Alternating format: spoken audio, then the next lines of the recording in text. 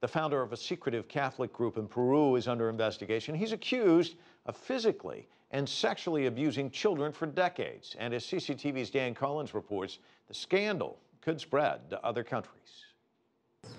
The allegations have shocked Peru's largely Roman Catholic society.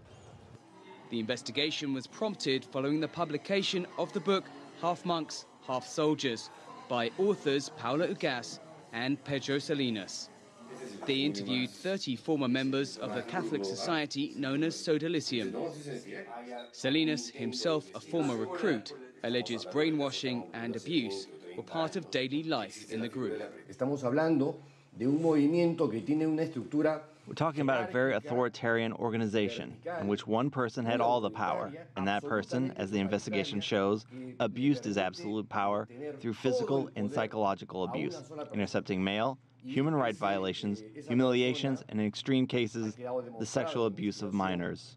That person was allegedly the founder, Luis Figari, accused by 3 unidentified former members of the group.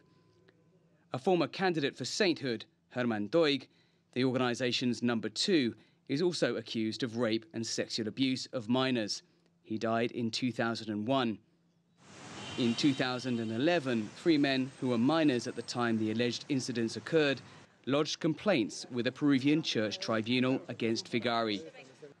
There's no indication the tribunal ever advised the Vatican or Peru's criminal justice system. Es la réplica de lo que hicieron hace 4 años. They're doing the same thing they did 4 years ago. The response is just words.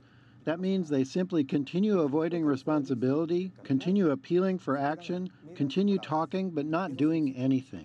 Simplemente seguir rehuyendo, seguir invocando, hablando, pero no haciendo. Peruvian bishops are calling for the civil courts to deal with the allegations. But Figari is in Rome, where Sodalicium says he's under a regime of prayer and retreat. Luis Fernando Figari has told me that he is innocent and the allegations against him are not true, they are false. No es cierto. Es falso. Prosecutors say the statute of limitations has likely run out as the alleged offences occurred in the 1980s and 90s.